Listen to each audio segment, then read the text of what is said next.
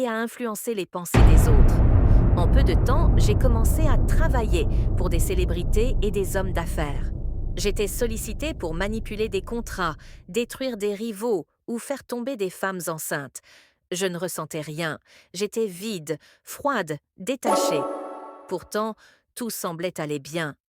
Jusqu'au jour où j'ai reçu une mission spéciale, faire tomber un jeune pasteur influent. Je me suis rendue à une veillée où il prêchait.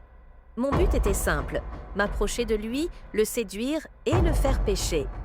Mais à peine suis-je entrée dans la salle que j'ai senti une puissance étrange. Mon corps a tremblé, mes jambes ont fléchi. Quand il a commencé à prier, j'ai senti une main invisible m'arracher de mon siège. J'ai crié, roulé au sol comme une possédée. La salle était en prière. Moi, la grande prêtresse, j'étais enchaînée devant un Dieu que je ne connaissais pas. Ils ont prié toute la nuit. J'ai vomi du sang noir, j'ai crié des noms interdits, j'ai entendu mes esprits m'appeler. Mais ce pasteur ne lâchait pas. À l'aube, j'ai vu une lumière blanche.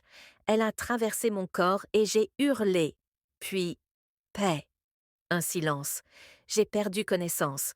Quand je me suis réveillée, j'étais vide.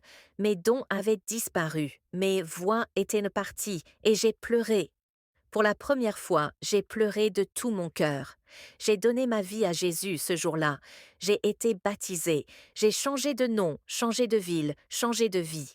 Les esprits ont essayé de revenir.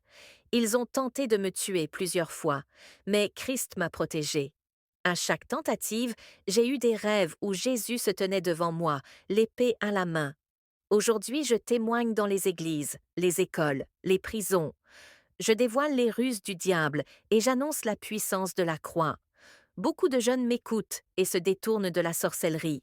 Je n'étais pas simplement perdue, j'étais profondément liée. Mais la grâce de Dieu a été plus forte que tous mes pactes. Jésus n'est pas une religion, il est la vérité qui délivre.